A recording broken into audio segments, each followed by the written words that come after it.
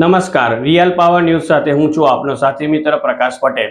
સમાચાર મળી રહ્યા છે પાદરાથી। પાદરા જંબુસર રોડ વડુ નજીક અંધારીપુરા ગામ પાસે એક માટી ભરેલ ડમ્પરે મારી પલટી। ડ્રાઈવરે સ્ટીયરિંગ પરનો કાબુ ગુમાવતા ડમ્પર પલટી મારી ગયું।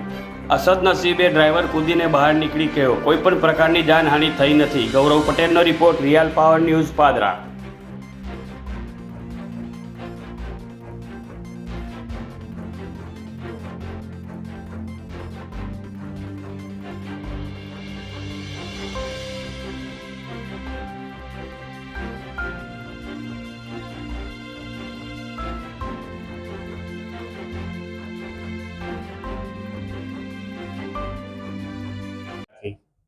વધુ સમાચારો નિહાળવા માટે રિયલ પાવર ન્યૂઝને લાઇક કરો, શેર કરો અને સબસ્ક્રાઇબ કરો।